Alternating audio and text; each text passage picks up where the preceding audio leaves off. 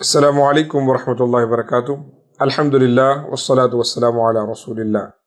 محترم ساتھیوں، ہم نے حدیث جبریل کا آغاز کیا تھا۔ الاربعون النووی سیریز ہماری چل رہی ہے اور اس کی دوسری حدیث ہی بہت بڑی حدیث ہے، لفظاً بھی بہت بڑی ہے اور معناً بھی بہت بڑی ہے۔ لفظاً تو آپ کے سامنے میں نے پہلے ویڈیو میں پڑھ کر سنا دی مکمل، اور معناً اس لیے کہ اس میں 5 بڑے اہم سوال رسول پاک صلی اللہ علیہ وسلم سے پوچھے گئے۔ سیدنا جبریل علیہ السلام آئے، ایک انسانی فارم میں آئے، اور آپ نے 5 سوالات پوچھے، جس میں سے میں کہوں گا کہ 4 پوچھے، کیونکہ 5واں سوال چوتھے سوال کے ضمن میں آیا ہے۔ پہلا سوال تھا کہ آپ اسلام کے بارے میں بتائیں، اسلام کیا ہے؟ رسول پاک صلی اللہ علیہ وسلم نے بنیادی باتیں بتا دی کہ اسلام یہ ہے کہ کلمہ جو پہلا کہ تم اللہ پر بلیو رکھو اور محمد عربی صلی اللہ علیہ وسلم کے اللہ کے رسول ہونے پر بلیو رکھو، ساتھ میں نماز قائم کرو، زکوٰۃ دو، رمضان کے روزے رکھو اور حج کرو اگر اللہ نے استطاعت دی ہے۔ پھر انہوں نے پوچھا ایمان کیا ہے؟ تو ایمان کا تعلق ایمانیات سے ہے، یعنی بیسیکلی ہمارے عقیدے سے ہے۔ تو عقیدے کا تعلق آپ کو عالم بلیو کرنے سے، تو عقیدہ یہ ہو کہ اللہ پر بلیو کرو، رسول پاک پر کرو، فرشتوں پر کرو، اللہ کی کتابوں پر کرو، اور موت کے بعد کی زندگی یعنی کہ قیامت پر کرو، اور تقدیر پر کرو کہ اچھی اور بری تقدیر، اس میں جو کچھ بھی ہوتا ہے وہ اللہ کی طرف سے۔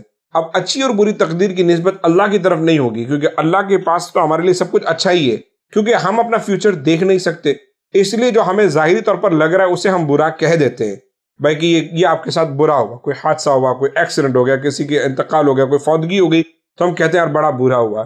لیکن دراصل اللہ کو معلوم ہوتا ہے ہر انسان کے بارے میں۔ انسان کو اگر اپنا یہ پتا ہو کہ اس کی قسمت میں اللہ نے کیا لکھا ہے، تو آپ کو میں سے بالکل احساس نہیں ہوگا کہ کیا برا ہو رہا ہے، لیکن اللہ کو معلوم ہے۔ وہ ہمارا پریزنٹ، فیوچر، پاسٹ سب کچھ ایک ساتھ اللہ تعالیٰ کے سامنے ہے، اسی لیے اللہ تعالیٰ کو معلوم ہے کہ ہمارے لیے کیا بہتر ہے۔ اب آ جائے حدیث کا جو آخری پارٹ ہے، آخری ٹکڑا ہے، وہ میں آپ کے سامنے پیش کرتا ہوں۔ آپ نے سوال پوچھا رسول پاک صلی اللہ علیہ وسلم سے، مل احسان، یا احسان کیا ہے، یا آپ مجھے احسان کے بارے میں بتائیں۔ رسول پاک صلی اللہ علیہ وسلم نے احسان کے بارے میں 2 چیزیں ذکر کی۔ احسان ایک تو اردو میں ہم ذکر کرتے ہیں نا کہ یار اس نے اس پر بڑا احسان کیا ہے، یا وہ ہمارا محسن ہے۔ قرآن مقدس نے احسان کو اس لفظ کے ساتھ یاد نہیں کیا ہے، بلکہ قرآن مقدس نے احسان کو یاد کیا ہے معروف کے معنی میں، اچھائی کے معنی میں، بھلائی کے معنی میں۔ واللہ یحب المحسنین، اللہ اچھائی کرنے والوں کو پسند فرماتا ہے۔ اور اسی طریقے سے کہ جب اگر آپ شوہر بیوی ہیں اور کوئی معاملہ آپ ختم کرنا چاہ رہے تو اللہ نے فرمایا بھلائی کے ساتھ ختم کریں، تو وہ احسان وہاں پر اس طریقے سے ہے۔ هل جزاء الاحسان الا الاحسان فبأي آلاء ربكما تكذبان، کہ یہاں پر اللہ تعالیٰ نے فرمایا بھلائی کرنے والوں کے ساتھ بھلائی ہی ہو رہی ہے، جو آخرت میں اللہ تعالیٰ ہمیں عطا فرمائے گا۔ تو یہاں پر یہ جو احسان ہے وہ اردو والا احسان نہیں ہے، بلکہ یہ احسان ایمان کا ایک نیکسٹ لیول ہے۔ ایک عام انسان جو صرف کلمہ پڑھتا ہے، لا الہ الا اللہ محمد الرسول اللہ، کبھی نماز پڑھی تو پڑھی، زکوٰۃ دی تو دی، نہیں تو نہیں دی، ایک دم نافرمانی میں ڈوبا ہوا ہے، تو وہ بندہ مسلم ہوتا ہے، وہ بندہ مسلم ہوتا ہے، اسلام ہوتا ہے اس کے پاس میں۔ لیکن اس کا اسلام کا لیول تھوڑا سا جب بڑھ جاتا ہے کہ بھئی نمازوں کی پابندی بھی کر رہا ہے، اور جو نا فرائض کی ادائیگی کر رہا ہے، لیکن واجبات کی طرف نظر نہیں ہے، سنن و نوافل کی طرف نظر نہیں ہے، اخلاقیات کی طرف نظر نہیں ہے، دوسرے کام نہیں کر رہا ہے، بس کبھی کبھار جمعہ میں حاضری ہو گئی، تو ایسا شخص کیا ہے؟ مومن ہوتا ہے، مسلم بھی ہوتا ہے، مومن بھی ہوتا ہے، کیونکہ چلو ایک نیکسٹ لیول پر اس کے ایمان کا درجہ ہے۔ لیکن وہ لوگ جن کا ایمان، عقیدہ، اسلام نیکسٹ لیول پر ہے اور آگے بڑھ کر ہے، اللہ کی قربت میں وہ ہم سب سے بہت آگے ہیں، ان کو کہتے ہیں محسن۔ اور وہ کیوں؟ کیونکہ رسول پاک صلی اللہ علیہ وسلم نے احسان کی تعریف 2 درجوں میں کی ہے۔ نمبر 1، پہلا درجہ جو میں سمجھتا ہوں صرف صدیقین کا، اولیاء کرام کا ہے، وہ کیا ہے؟ فرماتے ہیں آپ ان تعبد اللہ کأنک تراہ، تم اللہ کی عبادت ایسے کرو گویا کہ تم اللہ کو دیکھ رہے ہو۔ یہ ہے ولایت کا درجہ، یہ ہے احسان کا ہائیسٹ درجہ۔ اور جو دوسرا درجہ وہ ہمیں اپنانا چاہیے، وہ کیا ہے؟ سیکنڈ درجہ یہ ہے کہ یا پھر اگر یہ خیال نہیں کر سکتے ہو تو پھر یہ ضرور خیال کرو کہ اللہ تمہیں دیکھ رہا ہے۔ تو میں سمجھتا ہوں آپ کو معلوم ہے کہ صدیقین، صالحین، یہ جب کوئی عمل کرتے ہیں، کوئی عبادت کرتے ہیں، تو دراصل یہ اللہ تعالیٰ سے اتنا کنیکٹڈ، اتنے جڑے ہوتے ہیں کہ گویا کہ وہ اللہ تعالیٰ کو دیکھ رہے ہوتے ہیں۔ تبھی ان کی عبادتوں کا درجہ ہماری عبادتوں سے بہت بہتر ہوتا ہے۔ جب وہ نماز پڑھتے ہیں تو کسی طریقے کے خیالات نہیں آتے، کیونکہ وہ اللہ تعالیٰ سے ہم کلام ہوتے ہیں۔ اور ہم جب نماز پڑھتے ہیں تو دنیا کے ہزاروں وساوس خیالات آتے ہیں. ہم جب روزے رکھتے ہیں تو پورے دن بھر میں ہماری آنکھوں نے کئی گناہ ایکچولی کر لیے ہوتے ہیں. اسی طریقے سے ہم اگر زکوٰۃ بھی دیتے ہیں تو کہیں نہ کہیں اس کے اندر بھی دکھاوا، شائبہ، فوٹوگرافی، یہ سب چیزیں شامل ہو جاتی ہے، کیونکہ ہم اس لیول پر نہیں سوچتے. ہم کیا سوچتے ہیں؟ ہم اللہ کو جو نہیں دیکھ رہے ہیں، بلکہ ہم تو یہ بھی نہیں سوچتے کہ اللہ ہمیں دیکھ رہا ہے. جبکہ اگر احسان کا پہلا لیول ہم سے مکمل نہیں ہو سکتا ہو تو دوسرے کی ضرور کوشش کرنی چاہیے کہ اللہ دیکھ رہا ہے. دیکھیں ہم دنیاوی معاملات میں، ہم جب میں یونائٹڈ اسٹیٹ میں ہوں اور میں دیکھتا ہوں کہ ہم جب کسی جگہ پر جاتے ہیں تو ہم وہاں پر صاف صاف لکھا ہوتا ہے کیمراز، ہے نا، یو آر انڈر سرویلنس، یعنی کہ کیمرے لگے ہوئے ہیں. یہ بتانے کا مقصد ہوتا ہے کہ کچھ غلطی مت کرنا، ریکارڈ ہو جائے گا. آپ انڈر سرویلنس ہے، یعنی کہ آپ کسی پارکنگ میں داخل ہو رہے ہیں، کسی مال میں داخل ہو رہے ہیں، وہ باہر ہی انہوں نے لکھا ہوتا ہے. اس کا ایک مقصد ہوتا ہے کہ آپ کو پتا ہونا چاہیے کہ آپ پر نظر رکھی ہوئی ہے. میرے عزیز ساتھیوں، آپ اندازہ کریں کہ جب یہ نظر رکھنے کی وجہ سے ہم ظاہری چیزوں سے بچ جاتے ہیں، یعنی ہم ایسی کوئی غلطی نہیں کرتے جس کا ہمیں یہ خیال ہو کہ ہم پکڑے جائیں گے، ہمیں یہ کیمرے میں قید ہو جائے گا. اگر یہ پکڑ نہ بھی سکیں تو ہمارا ویڈیو وائرل کر دیں گے، ڈال دیں گے کہ بھائی اس بندے سے بچیں، یہ بندہ جب آپ کے مال میں یا آپ کی پارکنگ لاٹ میں یا آپ کے گھر پہ یا کسی پریمیسز میں داخل ہوتا ہے تو یہ ایسا کرتا ہے. میرے عزیز ساتھیوں، جب ہم دنیا کے سی سی ٹی وی فوٹیج سے اتنا ڈرتے ہیں تو ہم جب عبادتیں کرتے ہیں تو ہمیں یہ خیال کیوں نہیں آتا کہ اللہ ہمیں دیکھ رہا ہے؟ نماز بھی پڑھ رہے ہیں اور ہزاروں چیزیں ذہن میں آ رہی ہیں، پتہ ہی نہیں ہوتا ہے. کئی مرتبہ امام اگر 3 رکعت پڑھا دینا تو پوری کی پوری مسجد پیچھے 3 رکعتیں بیٹھی ہوتی ہے. وہ امام خود ہی پوچھتے ہیں 3 ہوئی یا 4؟ تو 2 کہتے ہیں کہ ہاں مجھے بھی لگ رہا ہے 3 ہوئی، کوئی کہتا ہے 4. کیوں؟ کیونکہ ذہن ہی نہیں ہے وہاں پر. آپ دکانوں کا حساب کر رہے ہیں بیٹھ کر، بزنس کا حساب کر رہے ہیں، آپ ڈھونڈ رہے ہیں کس کوئن پر میں جو ہے نا انویسٹ کروں، کون سا اسٹاک خریدوں، کون سے مارکیٹ پہ جاؤں، یہ کام کرنا ہے، فلاں کام کرنا ہے. لوگوں کو ہنی ٹو لسٹ بھی ملی ہوتی ہے کہ گروسری سے یہ لے کر آ جائیں، فلاں لے کر. نماز میں وہی سب چیزیں چلتی ہے. تو اب بیسیکلی ہم احسان کے نہ پہلے لیول پر ہوتے ہیں نہ دوسرے درجے پر ہوتے ہیں، کیونکہ پہلا لیول تو آپ چھوڑ دینا، وہ تو بہت ہی آگے کی باتیں، وہ اولیاء کرام کی باتیں، صدیقین کی باتیں، شہداء کی باتیں، ان لوگوں کی باتیں جس پر اللہ نے انعام کیا ہے. لیکن جو دوسرا لیول ہے کہ اللہ مجھے دیکھ رہا ہے، یہ تو ہونا چاہیے. اور یہ جب ہوتا ہے تو انسان گناہوں سے بھی باز آتا ہے، نیکیوں میں ایک مقام پر پہنچتا ہے. اس کی ہمیں کوشش کرنی چاہیے. آ جائیں. اس کے بعد انہوں نے سوال پوچھا سیدنا جبریل علیہ السلام نے رسول پاک صلی اللہ علیہ وسلم سے. اچھا ایک بات کہ سیدنا عمر بن خطاب کہتے ہیں کہ ہمیں بار بار جو حیران کن بات لگ رہی تھی سیدنا جبریل کے بارے میں، اس شخص کے بارے میں جو آیا تھا کہ وہ ہر سوال کے بعد یہ بھی کہتا صدقتا. ہاں بالکل صحیح کہا آپ نے. یہ بڑی حیران کن بات ہے کہ اگر کوئی مجھ سے سوال پوچھے کہ امام صاحب آپ بتائیں وضو میں فرائض کتنے ہیں، تو میں کہوں گا کہ 4 فرائض ہیں، اور وہ کہے گا بالکل صحیح کہا آپ نے. میں کیسا محسوس کروں گا کہ لائک آر یو ٹیسٹنگ می، آپ کیا مجھے مطلب میرا امتحان لے رہے ہو کہ میں صحیح کہہ رہا ہوں کہ نہیں کہہ رہا ہوں.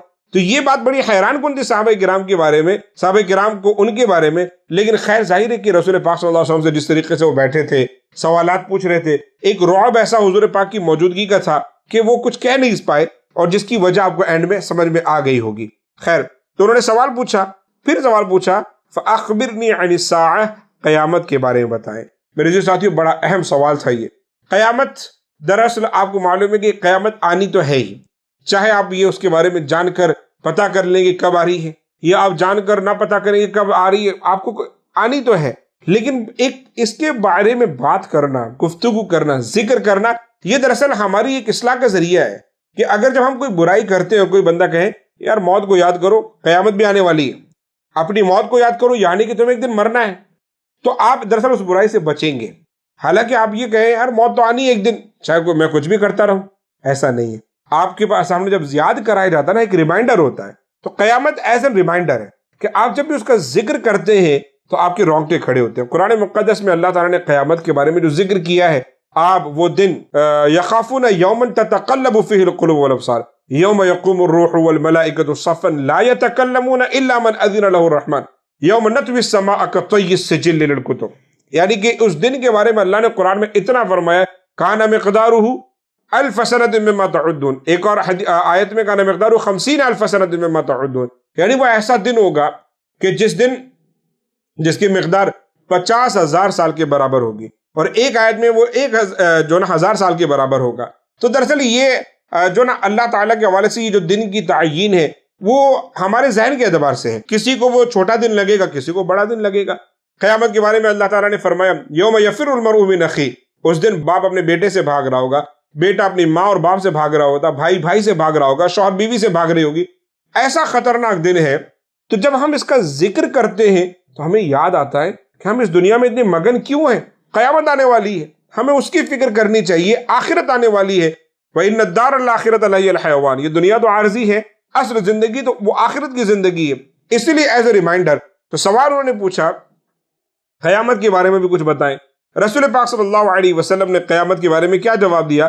مَا الْمَسْئُولُ عَنْهَا بِأَعْلَمَ مِنَ السَّائِلِ، یعنی کہ سائل کو جو سوال پوچھ رہا ہے سیدنا جبریل علیہ السلام، آپ سے زیادہ مجھے نہیں معلوم، یعنی جتنی معلومات آپ کو اتنی معلومات مجھے۔ اللہ تعالیٰ نے جتنا علم اس حوالے سے آپ کو دیا اتنا مجھے دیا ہے۔ قرآن مقدس میں تو اللہ تعالیٰ نے اس کی نفی ہی کی ہے، بلکہ ان اللہ عندہ علم الساعہ، کہ بے شک اللہ تعالیٰ نے کچھ چیزوں کا علم اپنے ہی پاس رکھا ہے، پھر ان میں سے جو کہ بارش کب ہوگی، پیٹ میں بچہ کب ہے، قیامت کب ہوگی، یہ ساری چیزیں۔ لیکن یہاں پر میں آپ کو بتا دوں رسول پاک صلی اللہ علیہ وسلم کے حوالے سے قرآن میں یہاں فرمایا اللہ تعالیٰ نے علمہ البیان، اللہ تعالیٰ نے انہیں ما کان وما یکون کا علم دیا ہے۔ تو یقیناً رسول پاک صلی اللہ علیہ وسلم کو ان باتوں کا علم ہے، کیونکہ کئی اور روایتوں میں حضور نے فرمایا نا کہ میں اور قیامت ایسے دونوں انگلیوں کے بارے میں، یعنی کہ میرا زمانہ اور قیامت کا زمانہ بالکل اتنے ہی قریب ہے، یعنی بہت قریب ہے قیامت۔ اللہ اکبر۔ لیکن یہاں پر چھپانا مقصود تھا کہ اگر آپ کو یہ بتا دیا جائے کہ آپ کی موت 60 سال کی ایج میں آئے گی تو آپ دراصل 59ویں سال میں آپ عبادت کرنا شروع کرو گے۔ اگر کوئی مجھے بتا دے کہ گارنٹیڈ آپ 20 سال اور جینے والے ہو تو آپ بتائیں میں نافرمانی زیادہ کروں گا کہ نہیں؟ تو اسی لیے کچھ چیزیں اللہ نے چھپائی ہیں، کچھ چیزیں رسول پاک کے علم میں ہونے کے باوجود بھی رسول پاک نے چھپائی ہے، جیسے منافقین کے نام۔ آپ کو معلوم ہے رسول پاک صلی اللہ علیہ وسلم کو منافقین کے نام کا علم تھا، مگر اس کے باوجود رسول پاک صلی اللہ علیہ وسلم نے ایک دو صحابی کے علاوہ کبھی ذکر نہیں کیا۔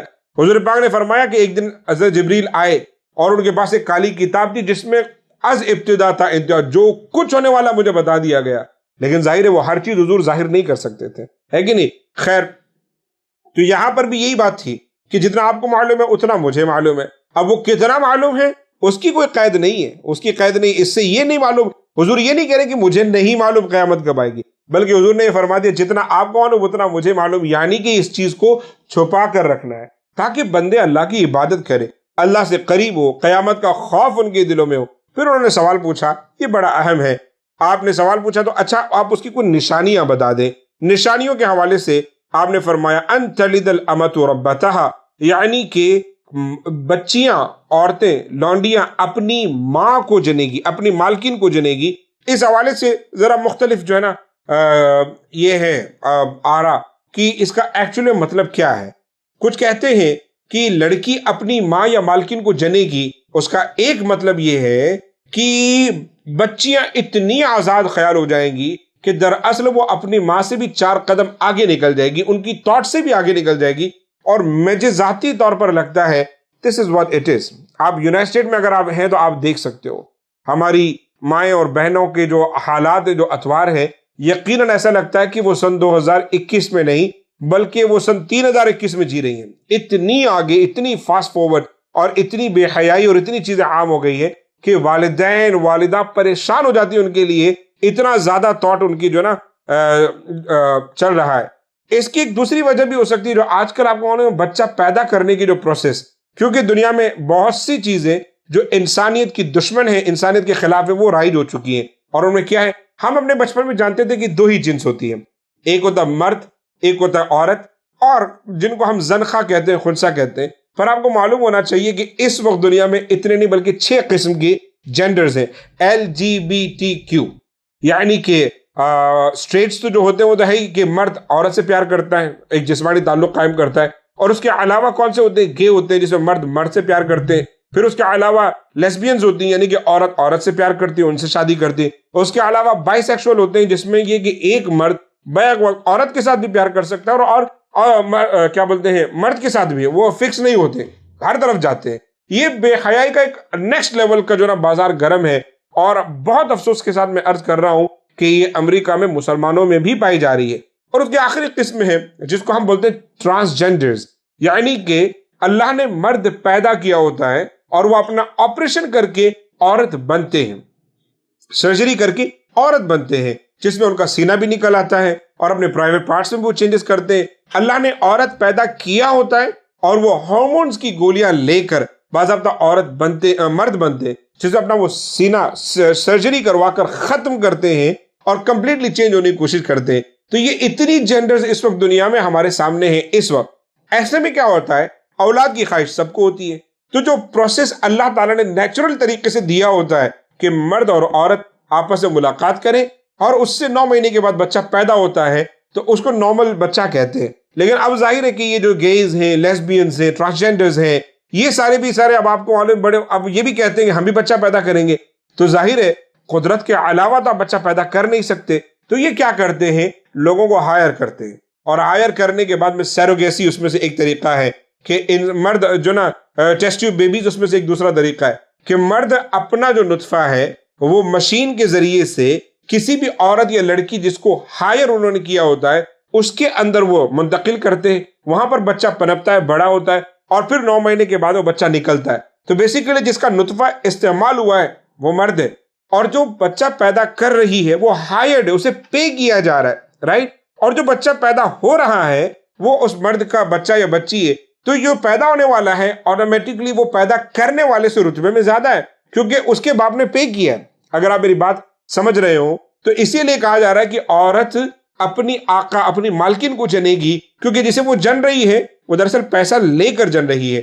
اللہ اس کے رسول بہتر جانتے ہیں کہ دنیا اب آگے اور کتنی بے حیائی کے گڑھوں میں جائے گی۔ اللہ تعالی ہم سب کو سمجھنے کی توفیق عطا فرمائے۔ تو یہ بھی ایک اس کا مطلب ہو سکتا ہے۔ آ جائے حضور پاک صلی اللہ علیہ وسلم نے جو دوسری قیامت کی نشانی بتائی ہے وہ آپ صرف عرب ممالک میں چلے جائیں آپ کو نظر آ جائے گی، اور وہ کیا ہے؟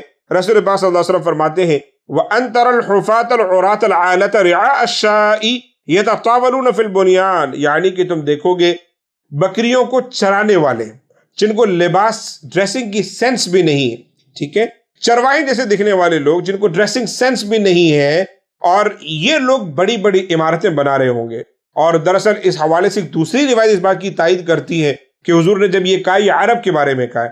اب آپ دبئی چلے جائیں تو آپ یہ دیکھ سکتے ہو کہ 100 سال پہلے جنہیں رہنے کا سلیقہ نہیں تھا، کھانے کا سلیقہ نہیں تھا، پہننے کا سلیقہ نہیں تھا، جن کو کوئی ڈریسنگ سینس نہیں تھی، بکریوں کو چرانے والے، کیونکہ وہی وہاں پر پائے جاتے تھے، اونٹ اور جانوروں کو چرانے والے، آج آپ دیکھیں گے وہاں پر کتنی بڑی بڑی عمارتیں بنی ہیں۔ رسول پاک صلی اللہ علیہ وسلم نے انہی کے حوالے سے فرمایا ہے کہ جب آپ دیکھو گے کہ عرب میں ایسے لوگ جو بکریاں چرانے کے لائق ہیں وہ بڑی بڑی عمارتیں بنائیں گے، ظاہر ہے وہاں پر آئل نکل آیا، تیل نکل آیا جس نے پوری دنیا کو چینج کر کے رکھ دیا۔ آئل اگر پہلے بھی نکلا ہوگا کبھی تو انہیں پتہ ہی نہیں ہوگا اس کا یوز کیا ہے، لیکن اب تو پورا مارکیٹ، پوری دنیا اس پر ٹکی ہوئی ہے، گاڑیاں چلتی، ٹرینیں چلتی، فلائٹس چلتی ہیں، مشینیں چلتی، پورا انڈسٹریل ایریا جو ہے، یہ تمام انڈسٹریل کمیونٹی جو ہے، یہ تمام کے تمام آئل پر ڈیپینڈ ہے۔ اس وجہ سے اب ان کے دن پھر گئے اور یہ کہاں بکریوں سے چھوڑ کر فلائٹس میں آ گئے۔ اب ان کی ایئر لائنز بھی ہے، آپ دیکھیں گے کہ سب سے زیادہ کامیاب ایئر لائنز عرب والوں کی ہے، اتحاد ہو، کویت ہو، قطر ہو، اور ایمریٹس کے کیا کہنے۔ آپ دبئی چلے جائیں تو بڑے بڑے مال، باضابطہ انہوں نے اپنا آرٹیفیشل سمندر بنا لیا ہے۔ آپ یہ حیرت کی بات ہے کہ آپ نے یہ سنا ہوگا کوئی سوئمنگ پول بنا سکتا ہے، انہوں نے اپنا آرٹیفیشل سمندر بنا جس میں لہریں بھی چلتی ہیں اور لوگ بیچ میں جا کر آرام بھی کر رہے ہیں۔ تو کتنا نیکسٹ لیول کا انہوں نے انتظام کیا ہے، یہ اس حدیث کی وجہ سے کہ یوں سمجھ لیں کہ جب آپ دیکھو کہ یہ بکریوں کو چرانے والے لوگ اور جنگلی جیسے دکھنے والے لوگ جن کو ڈریسنگ سینس بھی نہیں ہے، جب یہ بڑی بڑی عمارتوں کے بارے میں مقابلے کریں گے، مقابلے کر رہے ہیں۔ ایک عمارت 20 منزلہ بنتی تو کوئی پاس میں 30 منزلہ کی بنا دیتا ہے، 50 کی بنا دیتا، 70 بنا دیتا، اور برج خلیفہ کا تو کہنا ہی کیا۔ تو یہ حدیث کا اینڈ ہے، اور اس حدیث کا اینڈ کچھ اس طریقے سے کہ یہ تمام چیزیں سننے کے بعد حضرت جبریل کہتے ہیں آپ نے صحیح کہا، اور اس کے بعد جب وہ جاتے ہیں تو کچھ دیر سناٹا، خاموشی ہوتی، سب کے حیران ہوتے ہیں کہ یہ جو آئے نہ ان کے سر پر آثار سفر نظر آئے، نہ کپڑے ان کے میلے۔